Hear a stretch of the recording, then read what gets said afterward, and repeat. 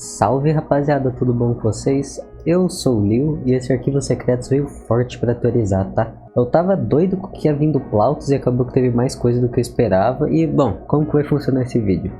Eu vou começar falando por cima o que foi acrescentado sobre cada um dos anfitriões e depois eu atualizar um pouco. Vai ser separado, como vocês estão podendo ver aqui, por data.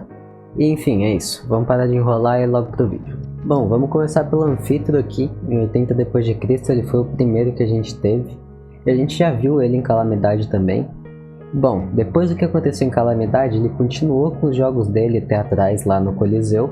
E a senhorita Dicionário aqui, ela não ficou muito feliz com o que estava acontecendo e ela apareceu lá para manter o equilíbrio. Enfim, teve um X1 deles lá. E sim, tá no meio da arena com plateia, se você tá se perguntando. O que aconteceu com a membrana depois disso, eu não faço a menor ideia. Mas a magistrada, ela fez tipo uma espécie de barreira para o público não conseguir ver. E aqui ó, seu último ato acabou consigo sem portador. A chama infinita agora contida em uma tocha metálica guardada nas catacumbas de Roma. Enfim, o que mais adicionou foi que ele foi o primeiro anfitrião registrado. A gente não sabe se foi o primeiro mesmo, mas é o primeiro que a gente tem. Antes, a relíquia era mantida sem portador e adorada por um grupo de lunáticos do caos, que eu acho que é comum em todas as relíquias eles terem um culto por elas. A relíquia foi contida pela Ordem Calamitas e ocasionou no incêndio de Roma, e foi ele quem construiu o Coliseu em 80 depois de Cristo. Tá, agora para começar as teorias. Aqui ó, agora uma confirmação. Já sobreviveram a tanta coisa, quase meia dúzia até mesmo ao que alguns chamariam de inferno, mas isso é coisa dos pacotes passados. Enfim, né, a gente meio que teve a confirmação que o povo da Ordem Calamitas foi para um Hexatombe e eu pensei que não é possível equipe, tá? Enfim, a gente tem o Veritus, que já foi confirmado. A gente tem a Amália por causa do símbolo aqui de desertor na cabeça dela. A gente tem o Faustus, que também tem, por mais que talvez sejam só cicatrizes de guerra mesmo que nem essas outras. Eu botei o Marius, porque a gente não sabe do rosto dele, talvez ele também tenha cicatrizes e não apareça. E talvez a Carize, porque ela tem essa máscara, mas eu acho mais improvável do que o Marius ainda. Enfim, foi essa rapaziada toda aqui, porque ele falou quase meia dúzia e quase meia dúzia não são tipo dois, tá ligado? Aí eu achei que faria mais sentido. Ah, e se isso for confirmação, a gente tem mais uma coisa aqui. A Amália, ela tem duas marcas, dois riscos aqui no rosto, enquanto o Eloy, ele tinha 3. Talvez isso seja uma contagem, e esse daqui foi o segundo Hexatombe, e a gente viu o terceiro. E se for disso mesmo, a gente tem ainda em aberto qual foi o primeiro, né? O que aconteceu e isso, e tudo mais. Tá, agora o Aeneas. Então começa a gente ter o nome dele, era Escórilo de Dácia, eu não sei se eu tô falando certo, mas é isso.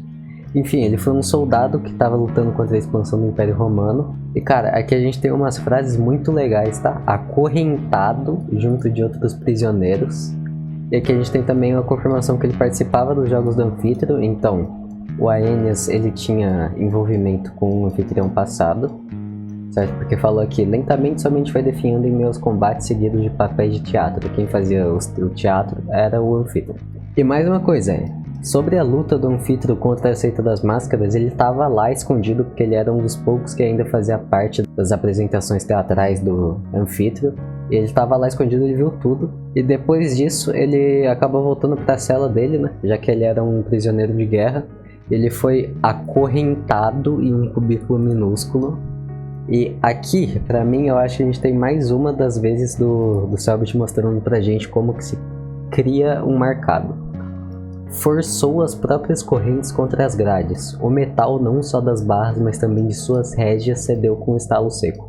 Pra mim, isso aqui é 100% uma analogia às correntes da realidade. E aqui a gente tem mais uma coisa que ele, desde o começo, sempre falou queima, queima, queima, queima, queima. Então ele provavelmente não conseguia falar mesmo. E uma controvérsia, que o Império atingiu sua maior expansão territorial justamente quando ele estava no comando. E ele era um soldado que lutava contra isso, então, né? E uma dúvida que abre. Poxa, ele expandiu o território de Roma, o anfitrião, com o paranormal queimando tudo. Quanto que o paranormal era conhecido e como que isso não explodia a membrana. E mais uma coisa, ele não tem a morte confirmada. Tem aqui, talvez fim não seja a palavra certa, o mais aproximado deveria ser mais próximo de um estado de transição. Nada desaparece, só muda, somente se transforma em algo novo. Então, agora as coisas começam a ficar legal, tá? Vamos pro Liber. Pra começar, a gente começa sendo contada a história de Tiberius Domitius. Ele era um membro do Senado e ele sabia do paranormal, a gente tem essa informação logo no começo. Ele assistia aos jogos que aconteciam no Coliseu. Ele sempre se perguntava como que um humano de máscara era mais importante pra política do que o próprio Senado, tá ligado? Que era quem tinha que fazer as regras. E aqui uma coisa legal que eu percebi, eu não sei se foi proposital, se isso é realmente alguma coisa, mas enquanto o medo fosse direcionado para dentro da arena, o restante de Roma permanecia funcional. Isso me fez pensar que, tipo, uma área com uma membrana mais fraca fazia com que o redor fosse mais seguro, porque mudaria o foco do outro lado. Tipo, pensa num alvo. Isso aqui. A sua atenção vai claramente pro meio onde tem as coisas mais chamativas, por mais que as coisas em volta ainda funcionam, ainda existam. Isso funcionaria com o outro lado também. Ele focaria, tipo, as entidades passariam mais nessas áreas mais chamativas e ao redor ficaria mais seguro, por mais que ainda tivesse quebrado. Não sei como isso funciona. Enfim, alguma hora o Tiberius ele teve contato com o governador e ele achava desperdício o controle estar nas mãos de uma figura tão caótica. E aí que tá. Aqui ó. Teve que procurar em locais esquecidos, estudou manuscritos de ruínas, demorou, mas finalmente encontrou o que precisava.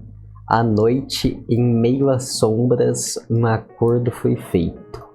No dia seguinte, a relíquia estava contida em um trono metálico, mais uma vez objeto de metal, dessa vez um trono. Acho que não tem nada a ver com o diabo, mas é um trono também. E pela primeira vez o governante não usaria uma máscara. Poxa, aí me levou a pensar que a máscara do Joey não era um símbolo de que o acordo foi feito. E dá pra fazer acordos com a amiguinha aqui, sem necessariamente fazer parte da seita. Mais tarde ele foi fazer uma reunião com o resto do Senado. Ele chegou na conclusão que tinha que acabar com o Coliseu mesmo, que era uma carnificina sem sentido. E ele sentiu a relíquia chamando ele, mas ele foi mais forte. Era parte do acordo obedecer a máscara e não ouvir o chamado. Então ele foi talvez o primeiro governador que não acendeu a relíquia, a gente não sabe também. E é aí que veio o plot, tá? A história conta desde o começo sobre Tiberius, mas ele era só mais um random. Uma pessoa aleatória do meio da reunião sentiu o chamado da relíquia e aceitou o chamado, virando o Liber que a gente conhece hoje. Enfim, os jogos dele a gente já conhece, naqueles em dupla, que depois do final a dupla tinha que se matar. E assim foi declarado Damnatio Memoriae em Tiberius e em mais governantes anteriores. Que me leva a pensar se tem outras formas além dessas aqui, o Silenos, o Plautus, o Liber e todos os outros aqui.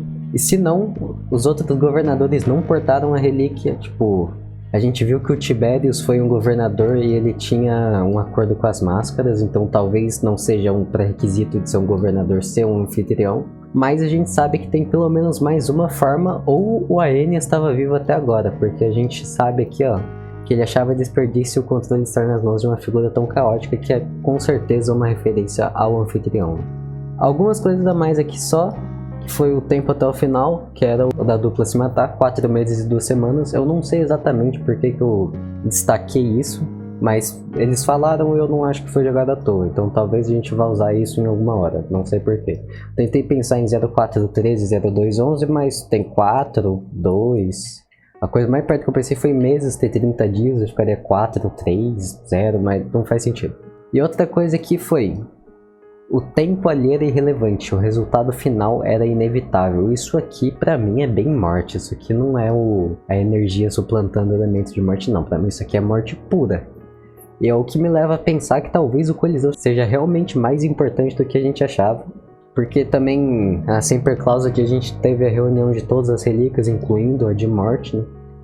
Então cara, vai ter coisa aí ainda, eu acho. Tá, mas se tava legal antes, agora melhora, quando a gente chega no Silenos. Pra começar, ele diz ser o antigo imperador Juliano, que foi morto há 17 anos atrás numa luta contra persas. E ele veio junto de uma longa viagem acompanhado de Tarik, ou Tarik, não sei, mas guarda esse nome que a gente vai ver daqui a pouco. Bom, o Tarik não falava latim, e eles eram como se fosse uma dupla que chegou em Roma, e eles ficavam espalhando histórias sobre o paranormal, incluindo sobre a relíquia de energia, tá? Então, mano, a rapaziada realmente sabia do paranormal, tá ligado? Eu não sei como que a membrana não simplesmente explodiu. Aqui, mais uma vez, a gente tem o anfitrião passado se interessando no próximo, ou eles tendo alguma relação. No caso aqui, o Liber, ele viu 2 doidinhos e ele se interessou. E cara, eles eram muito fortes. Eles deixavam inclusive símbolos ritualísticos na arena, o que, né, confirma que eles eram ocultistas. Mas é aqui que começa a ficar estranho o negócio. No último dia desses jogos, no qual cada membro das duplas deveriam se enfrentar até a morte, o governante não apareceu. Na noite anterior, Juliano e Tarik executaram seu plano com maestria. Para começar, que a gente tem ele falando Juliano, o próprio livro falando Juliano, então talvez seja uma confirmação. E cara, tá, calma. Como assim o governante não apareceu? Que plano é esse? Pra começar, que a gente tá falando do anfitrião, né? Uma relíquia, e eles são uma dupla. Como diabos uma dupla parou uma relíquia? A gente vai ver daqui a pouco, lembra desse nome aqui, que esse cara é importante, viu? E tá, algumas considerações a mais, a gente tem... Os Silenos falavam nessa língua, e cara, suas sábias palavras tiveram de ser interpretadas e traduzidas por alguém que compreendia sua língua. Então ele não tava falando abobrinha, ele realmente tava falando alguma coisa. Mas o bagulho fica louco mesmo aqui. O Tarik ficou incomodado com os Silenos, tudo que ele tava fazendo tava levando Roma pra um caminho ruim. E cara, a gente tem aqui de novo, mais uma vez, confirmação falando que a terra não era dele, então ele não é de Roma. A gente já sabia que ele não falava latim. E nem que demorasse mais de uma década, ele daria um jeito. Afinal, ele seria o caos. Falando do homem, tá aí, né? Enfim, do mesmo jeito que aconteceu com os Silenos, da noite pro dia, o Sileno sumiu também. Da última vez era o Liber, e agora foi o Silenos que sumiu. Enfim, a gente já começa com a citação, nem aquele nome deveria ser o verdadeiro, então talvez Tarik não fosse o nome dele mesmo. E cara, como funcionavam os jogos dele? Era tipo um Battle Royale, só que ele tava lá no meio, tá ligado? Como se não fosse nada, ele tava lá só assolando tudo e todos. Enfim, algumas vezes sobreviveu uma galera e eles tinham sido escolhidos por o culto próprio do Plautus, que a gente sabe que tem a ver com Tenebres já. Uma coisa que eu achei legal aqui é essa frase: todos os bios ele era visto no topo de pilhas de corpos mutilados e queimados. Aqui ele era seu trono. Fazendo uma referência ao amiguinho aqui, que realmente tem um trono, mas ele é muito mais brutal, ele tem o próprio trono. Aqui mais uma frase interessante: a maioria sequer sabia mais o que procurava. Ainda assim continuavam vindo durante anos. Isso aqui, mano, me remete tipo um tipo de obsessão, alguma coisa parecida com a tinta, não sei. Alguma coisa no elemento de sangue, eles queriam alguma coisa, mas não sabiam do que queriam. E aqui o negócio fica louco de novo. Eu vou ler. Era inevitável que aquilo chamasse a atenção daquelas que protegem o equilíbrio, mas elas nunca conseguiram parar Plautus. Seus seguidores o defenderam a qualquer custo. As regras não eram seguidas ali. Centenas morreram, mas a máscara do desespero se tornou novamente um simples prêmio na mão de um anfitrião. Se a única coisa que poderia suplantá-lo não o freou, o que seria capaz de impedi-lo? Novamente aqui é por causa dessa cena, né? Finge que a máscara estava aqui mesmo, tá? Mas se você não lembra, no final dos jogos a Celestine botou a máscara do desespero e o anfitrião que deu pra ela, então ele tinha essa relíquia de algum jeito, que inclusive é estranho porque ele foi solado, né? Agora, como isso funciona eu não sei. A gente tem aqui também a explicação do paradoxo, certo? Que ele tinha 2 relíquias em conjunto, mas se ele perdeu no X1, eu não sei como que ele tinha essa máscara nessa hora. Cara, pra você ver como que o bagulho era louco, quanta gente morreu. A gente tinha histórias ainda, mas a rapaziada não acreditou. Achava que era exagero de tanta gente que tinha morrendo ali, cara.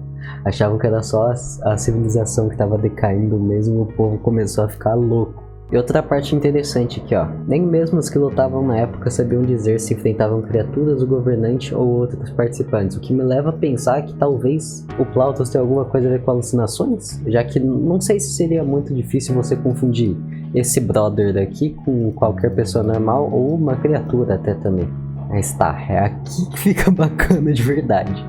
Barcos foram avistados nas docas de Portos, lembra disso, tá? Vai ser importante. Antes de seu desaparecimento repentino. E a rapaziada do culto dele ficou repetindo Plautus in Tenebris Abyss e aquilo que a gente já sabia. Mas a gente tem essa imagem aqui agora. Pra ser bem sincero, eu achei que ia ser o sino, mas eu não vejo sino nenhum aqui, talvez isso, não sei. Isso aqui só me lembra uma coisa, essa parte aqui, essa estética só me lembra quarentena, mano. E também eu acho que ajuda um pouquinho mais com alucinações, né? Eu não sei se uma pessoa sóbria estaria vendo isso aqui. Isso aqui eu acho que tá na cara também, a gente tem nitidamente que ele tem algum envolvimento com sangue aqui. Ele tem envolvimento com energia também. Eu sei que aqui tá tampado, mas aqui tem mais coisa envolvendo energia também. Ele é o próprio anfitrião. Então, né, a gente não tem dúvida que ele tem coisa a ver com energia. E, cara, isso aqui não é sangue, eu não sei o que é, mano. Ele tem a ver com tenebres também, a gente sabe. O único sino que tem a ver com isso aqui seria o de sangue e energia. Tá, agora pra parte que eu acho que eu mais vou conseguir acrescentar aqui pra vocês. Portos foi o principal complexo portuário de Roma. Próximo à hóstia, apresentava uma bacia hexagonal. Sabe o que mais é um hexágono? Sabe o que mais é um hexágono? Tá, isso aqui eu chapei um pouquinho, isso aqui foi demais, mas... Cara, é um hexágono, isso aqui com certeza foi de propósito. Tenebres, 6 sinos, olha isso aqui. Nitidamente a gente vai vir para cá em alguma temporada, se liga. A gente teve Kibungo, uma criatura do livro. Para o sino de sangue e conhecimento, a gente teve o estrangeiro, também uma criatura do livro, para conhecimento e energia. A gente teve o amigo imaginário, que agora também está no livro, para sangue e morte. Viu que é água e não sobrevivendo ao horror. Energia e sangue. Cara, se não é isso eu sou louco, de verdade. Mas não para por aí não, tá? Melhora. Porque quando eu tava fazendo esse vídeo aqui, inclusive, no meio da teoria, eu vi isso aqui. Selbit anuncia que jogará Subnáutica novamente. Rapaziada, de verdade, eu não tô louco, pô. Olha isso. Água Subnáutica. A gente sabe que o Selbit tem muito medo do mar, inclusive. E alguma hora ele tem que explorar isso em ordem, né? Tipo, ele fez até um bicho envolvendo isso. Pra ser bem sincero, eu não gosto do sino de energia e sangue ter a ver com água. Eu preferia que ele fosse alguma coisa mais brutal mesmo. Mas eu não vou reclamar também, porque eu queria ver esse lado de energia, mais dos elementos de água, né? Pô, da hora. Enfim, é isso, rapaziada. Espero que vocês tenham gostado do vídeo. Mesma coisa de sempre, dá like, se inscreve, aquilo chato. Mas lança um comentário aí que ajuda demais. E é nóis, valeu.